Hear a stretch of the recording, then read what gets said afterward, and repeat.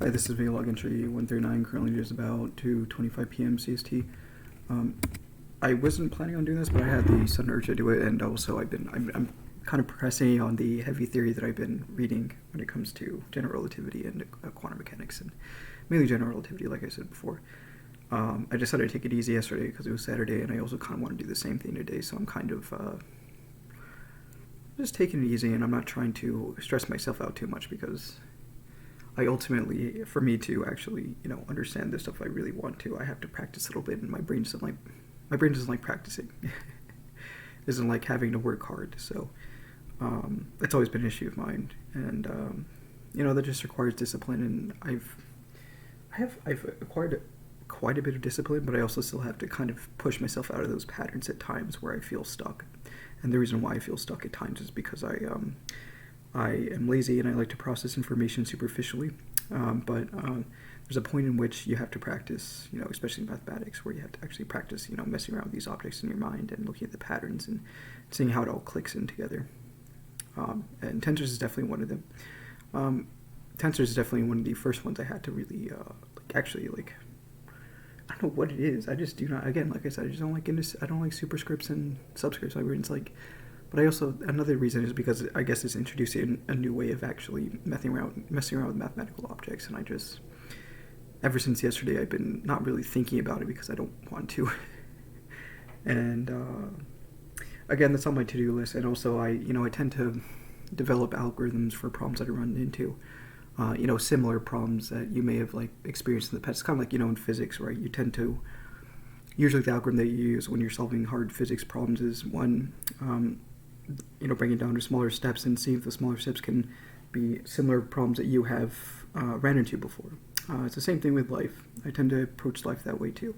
I tend to classify problems in one area, and then I apply a quote-unquote solution or algorithm that can kind of solve those problems. One of them for me is being stuck, and obviously being stuck is a very vague way of saying it. It's like, why are you stuck? You have to ask that question, of course. And for me, the reason why I'm stuck is because I'm not disciplined enough to go and practice these harder problems. And so my algorithm would be just doing the problem and giving my I used to do deep work. Well, I never really did deep work, but I know that is a potential thing that can actually solve or break this problem, and make it a hump to get over is by looking at deep work and actually having a slot of time in which you are not just superficially processing information, but actually contemplating it deeply and practicing, quote unquote practicing. That's what deep work is. It's like very laser focused, basically, in one area. And so I have to focus quite a bit on this if I want to get through this, and if I really want to understand GR from a mathematical perspective as opposed to just having to intuit everything.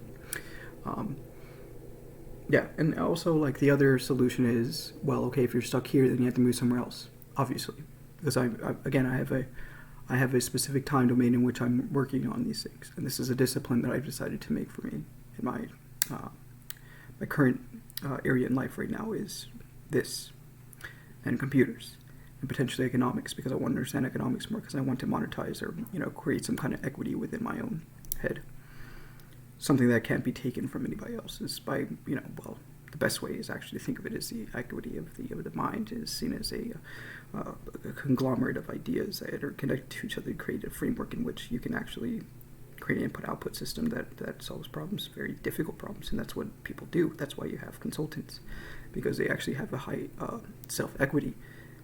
And those things are built through experience, and those things are built through practice, and discipline, and deep work, and a lot of hard work. It takes a lot of hard work to get there if you want to be seen professionally to any degree. And I said I didn't want a normal life. I want to dedicate my time to something that I find to be fulfilling, and this is one of them. If I keep running away from my own fulfillment, I'm not going to be a happy person in this world. I really won't be. And another thing I want in my life, another goal I want, is to have financial, I want financial independence. I don't want to rely on an institution. I don't want to rely on the system that, of course, I'm going to rely on the system and capitalism to a degree, because that's a way of actually attaining some kind of comfort. But at the same time, I want my income to come from back in the old days, and if you look at, not medieval, but antiquity area, that the antiquity area was I kind of wanted to be seen as I kind of wanted more of a merchant-like lifestyle. You know what I mean? It's like being able to create a product, whether it's in your own mind, trading ideas with the people that actually pay you for it. Creating products in your mind is a thing. It happens. Again, there are multiple examples that you can see, and the products can be internalized. Products can also be externalized into a product that you can then scale to create some kind of client influx of clients and whatnot to then obviously get money out of it. That's not the way I want to do it. That's a harder way in comparison to doing freelancing, which isn't, of course, it's not necessarily consulting, but it's also a skill that you've acquired in your own mind, something that you have practiced over and over again to then create a skill set that's necessary in the world, and whatnot. And that could be another domain that I was also looking at. Passive income is obviously a thing, but I also don't have enough. I don't want to talk about my financial situation because that's not something I feel like sharing with other people right now. But yeah, so I mean, like those are the big things I'm looking at. Freelancing, not as much. Freelancing is cool and all that, but then again, I am working under the needs of a client and whatnot, and I'd rather kind of what I would rather do is look outside of the world and seeing what ways I can fix it and also make some kind of monetary value out of creating a product that somehow makes the world easier, or creating a product within mind that somehow makes the world easier by not withholding. I guess to a degree it is a way of withholding from the supposed person that may want the information that I've attained in my head. Yeah. But of course, this is a capital world, and I have to at least abide by that. If I want to be comfortable and if I want to have a pretty good life, I have to abide by that. I consider myself to be a nonconformist. I was a very stubborn nonconformist. I didn't like capitalism necessarily, but I can find ways in which I can work within the world of capitalism and gamify it enough to the point where I would actually be self-sufficient and fulfilled. But the hardest part is actually being able to find a product that the world would find as useful, whether it's again internal or external. And not necessarily that the other internal products, of course, a skill set and whatnot. An idea set versus a skill set, they're not necessarily the same thing. I guess you could say a skill set is a subset of a set of ideological frameworks. Because I mean, like again, you can't just sit around and do nothing and think and put yourself in a think tank without the brain needs information. The brain needs information, and of course we're not God, so we have to trial and error, right? Trial and error, like anything else.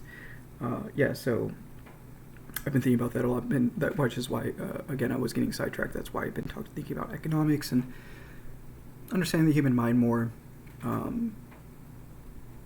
It could be seen as potentially psychopathic to understand the human mind more, to utilize the economic system that we live in, but also it's not like I'm not harming anybody. I'm just trying to understand the psyche more, so I can, again, leverage the human psyche to get what I want from the system that we live in. And yes, that sounds very cold and calculating, but that my mind does that. But I've never harmed anybody necessarily. I don't harm people. And I do have empathy for people. I do have that side. It's just I can put my empathy to the side when necessary if I need to. I need to execute a certain function. But yeah, so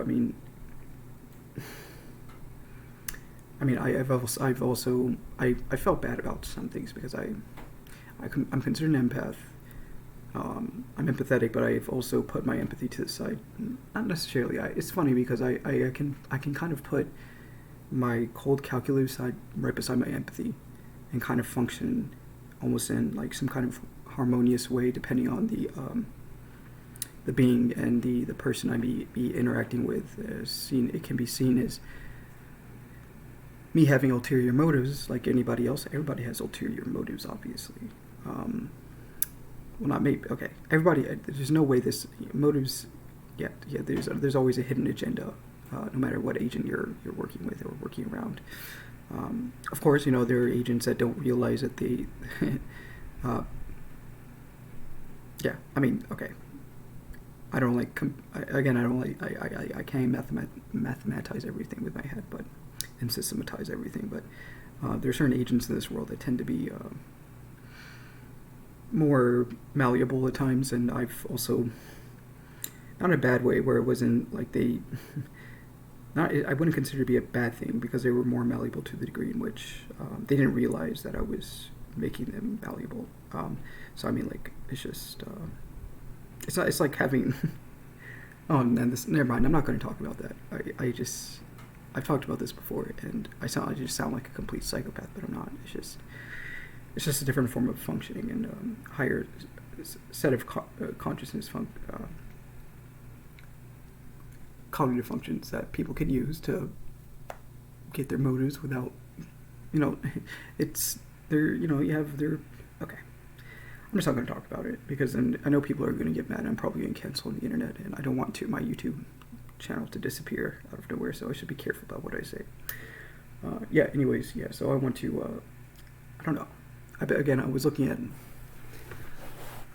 at, again, like I said, my light reading is psychology and probably reading economics and whatnot, because mathematics is heavy theory for the most part, especially, well, okay, I'm way past calculus. I wouldn't say I'm way past calculus, but I'm at like the ordinary differential and partial differential equations level 2, where I can actually abstract them to the point where I can see it conceptually, and that's great. That's considered to be intuitive, but of course you still have to practice and whatnot to be more fluid when it comes to certain operations and whatnot. But also, we have computers nowadays and all that too. But at the same time, it's good to sharpen that tool, that computational side of my brain, because it's good to have those functions in the world.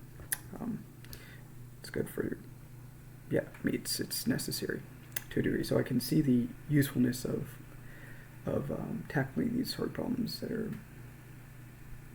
maybe, to my mind, seemingly insignificant and not worthwhile, but also there's a part of me that's saying, no, it's like any other puzzle, right? It's like doing a puzzle and actually using your brain for something, because you don't want it to atrophy, right? It's like playing a video game, right? Of course, playing a video game and solving a math puzzle are completely different things. They require different functions, whereas playing a video game requires superficial processing and being able to come up with a more intuitive plan of how to execute something, because you have to. It requires you to think on your feet. You can't sit down and mull over a decision for like a few minutes. So they're different functions. And both of them have their way in the world. There was a guy that talked about, like, think fast, think slow, whatever. There's some guy who already had a book on that, and I was thinking about reading it, but then I realized that I kind of already understand that to some degree, and maybe I would actually get a few. Again, I try not to close myself off from information, so I tend to be more of an opportunist to say, well, I'll probably look at a synopsis of it as opposed to reading through the whole thing, and maybe there is some random bit of information in that book that may actually enlighten me to some degree. So I don't like to be completely closed off, but I already also have a lot of research that I'm doing that is outside of that domain. I wouldn't even necessarily outside of, it's within the domain of psychology, which is something I find to be not necessarily the most interesting thing, but it's a very useful tool in this world, and as well as economics is a very useful tool for any kind of progress within this world. So I like to keep myself somewhat well educated in those manners. Again, I'm a utilitarian. I'm not much of a materialist. I see most objects as tools and not glamorous decorations, right? I'm not going to get a fucking Bugatti. I'm not going to get a Bugatti. It just seems dumb. I probably have to test like an electric car or something, because that seems like a pretty good tool to have. And it also, again, if you're an environmentalist, you would probably want an electric car as opposed to, I'm an environmentalist. I care about animals quite a bit. It may not seem like it because I'm not evoking any emotions, but I do. And I care about humanity, and part of caring about humanity requires you to be an environmentalist, because this is the planet that we live on. So of course I'm going to want to care about those kinds of things. And I'm not a specialist when it comes to environmental science, but I know enough to the point where I probably would want to minimize the damage on this planet to some degree, at least pertaining to microplastics and emission. Methane emission to a degree would be nice too. The best way to do that is by lab grown meat. I don't consider myself to be a vegan. I don't know. I'm just not a vegan. So, lab grown meat is actually starting to become a thing, so it's kind of cool. So then that means it's less methane production. Yeah. I don't know. I consider myself to be an environmentalist. But I'm more of a systematizer, so I tend to focus on systems and actually acquiring way of systematizing things to gain leverage for myself mainly. I'm more of a I'm more self-interested at the time because, again, I'm kind of in a place where I'm kind of out of survival mode to a degree, but I'm not really close enough to it to the point where I can actually start thinking more clearly and actually start planning my life and doing things that require me to be in a better material place, stable place. So I want to do that first before I can tackle any harder problems that tend to be external to my world as of now. So I wrote a lot of notes earlier today.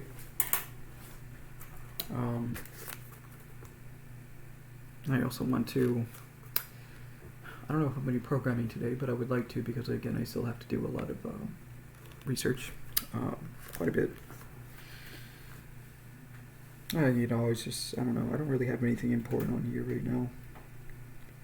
I basically said everything that I wrote down for the past day or so.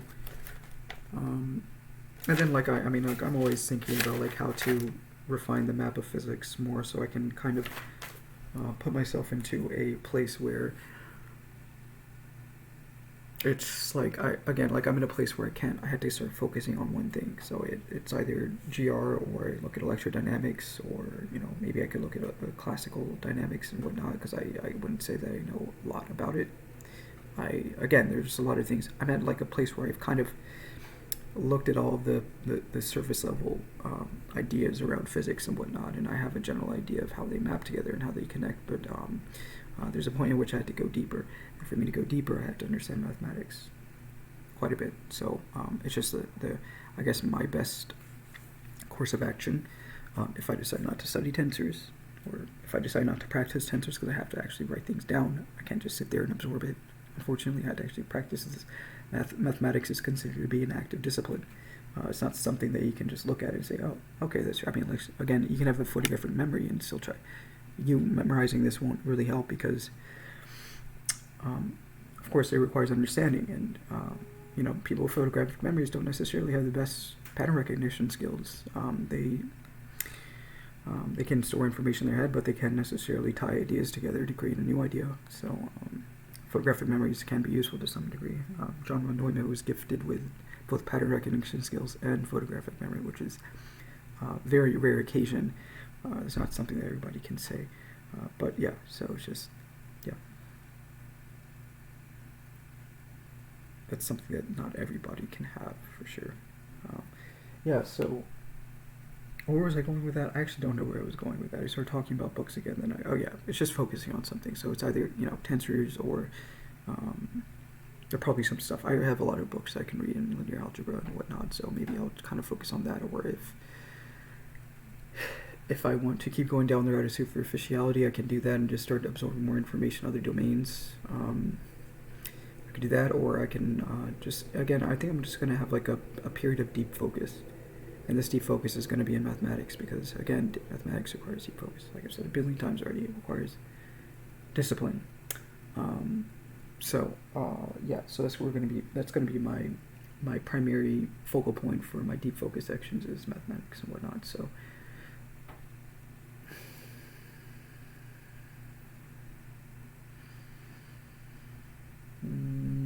I'm thinking.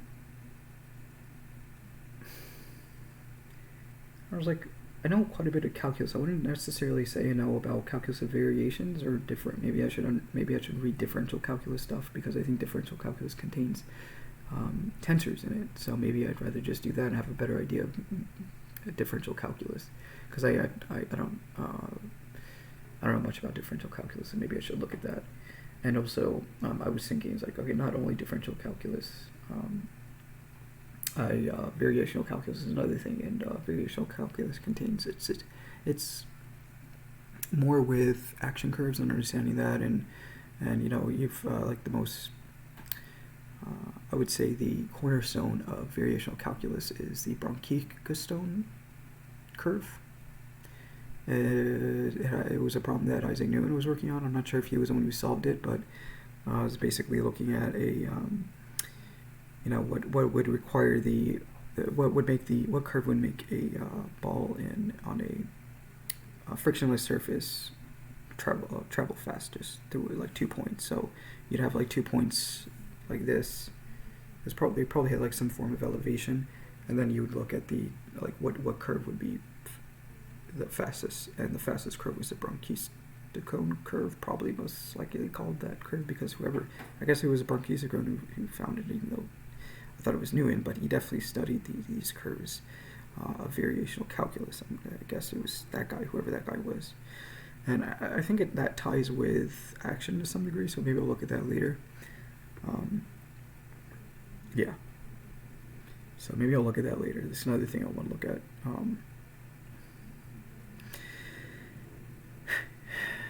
And yeah, I don't know. I'm a little bit tired right now. Yes, I mean that curve is obviously it's so weird. It's not a quadratic curve.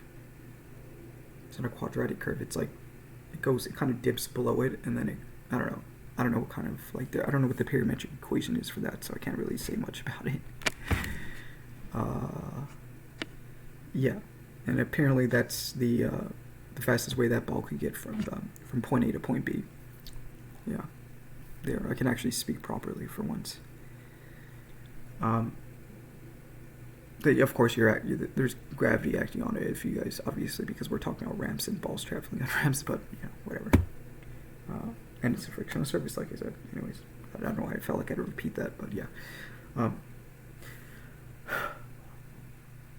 So yeah, variational calculus, that's something I have to write down.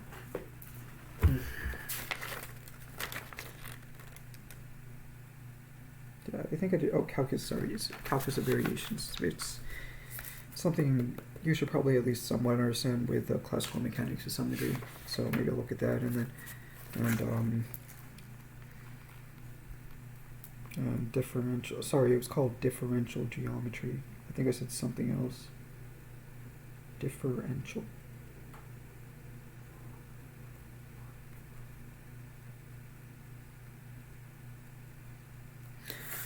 Yeah.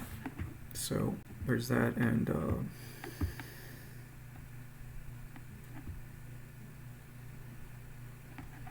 what was I looking at? Oh yeah, I was looking at the main concepts in classical mechanics to see if I can properly encapsulate it with a mathematical system, so I can at least understand that I understand the mathematics. Dynamics, energy and work. Oh, this is mixing it with introductory. I'm talking about classical mechanics, graduate classical mechanics, but I think it requires rotational motion, momentum, and collisions. Oh, elastic, inelastic, and you know what? It's been a while since I've looked at elastic and inelastic collisions.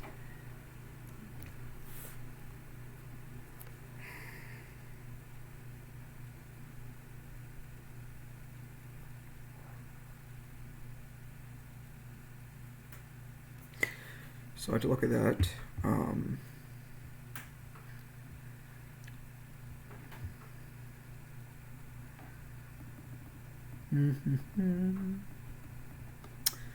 I know that. I know dynamics are the most, just talking about Newton's laws. Friction, gravity, normal force. This is all basic stuff for the most part. Oh, free body diagrams, of course. I haven't really had to deal with rigid body motion and whatnot, but I kind of understand it. It's just a system of points with certain densities and whatnot, and that object has a center of mass, and then you can also look at the, if you're thinking about like a rotating object, then obviously the rotating object is a center of mass rotating around the center point of that object, or something like that. If you think about like gravity, right? You're thinking about gravity acting on the center of mass as opposed to the actual center point of that rock, right? Because if you spin it, or even if you throw it, I think gravity will work on that center of mass and create some. If you can imagine any object, really, you can imagine. Of course, a ball would still rotate a little bit because of the air friction and whatnot. Or drag, I guess that's the best way to say it. So I'm sure, well, it kind of depends. Maybe not. I think that would probably just cancel out. Of course, if you consider minor deviations in the, of course, but there are a lot of complications I don't feel like talking about.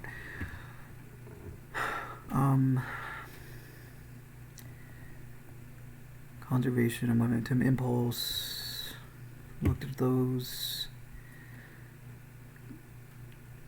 I vaguely remember moment of inertia, so maybe I'll look at that.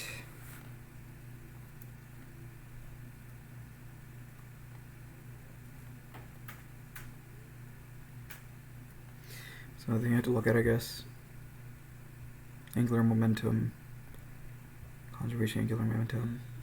The only thing with angular momentum is that, I don't know, cross products are kind of interesting. So what is like R cross V or something? These are vectors. R is a vector, V is a vector, which is why it's I cross V, and then you have the vector pointing perpendicular to the plane that intersects both of those vectors. That's what a cross product is.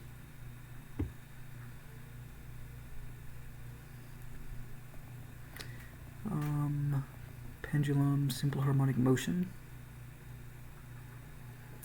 Simple harmonic motion. Vaguely, I remember doing all this in most of my classes in college, so. Interfaces, diffraction, reflection, refraction, yeah, whatever, I don't have to understand everything. I think fluid mechanics is interesting, though. I remember doing buoyancy, Archimedes' principle was kind of cool to do. If I remember buoyancy, it's the amount of water displaced from that particular object, or the weight of that. You basically think of like the area of the rock that it takes within the water. Of course, you can look at the change of the level of water times the surface area of the water to get the volume that is changed. Times the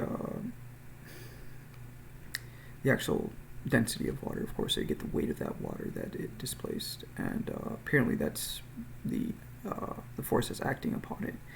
The reason that's why the upward force would be that. So obviously, if you think about like a hot air balloon actually has it's less dense than the atmosphere outside of it, meaning it goes up, and because the force against it is larger than the force going down, because gravity's acting on the force going down, and I think there's the gravity cancels or something, so you get that force versus the other, and then you can think of it as weight as well, but the weight going down is less because it's less dense, so you can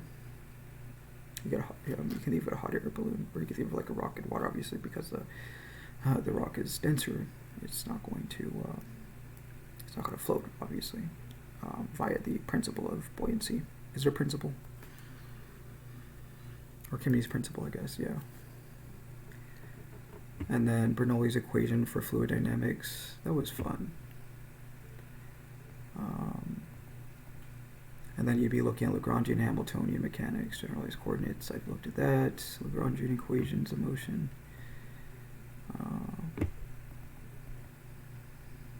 Yeah. Hamiltonian mechanics, I actually don't know what that means. I just know the Hamiltonians for the energy of the mechanical system. And principle of least action, that's also cool.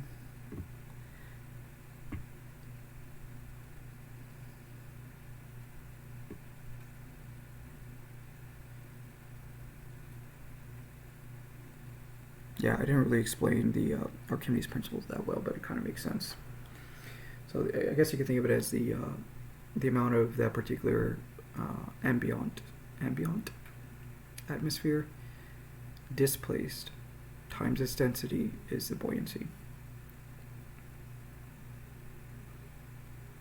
Makes sense to me. Sort of. yeah. Anyways, I don't really have much else to talk about. I was looking at classical mechanics, and then of course I'm always looking at computer stuff. So maybe I'll.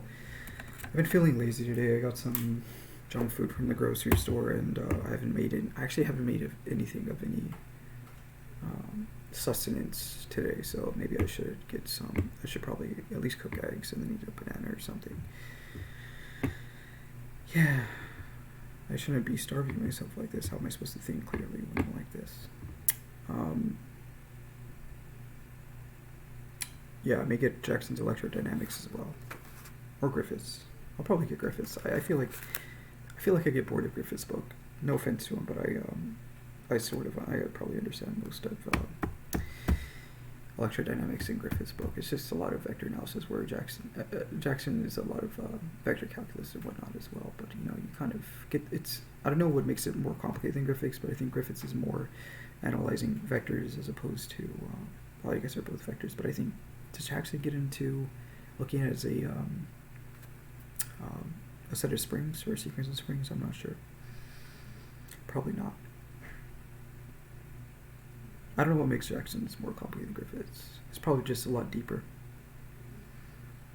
I mean, he had to do more math if it's a lot deeper. Yeah. A lot of heavy theory to get into. I can't wait to get that other book so I can read it, like history or economics and just psychology in general. Those are nice light reads, and just to keep my brain from blowing up, I guess. I think I'm done talking. Hope you guys have a wonderful day. Bye.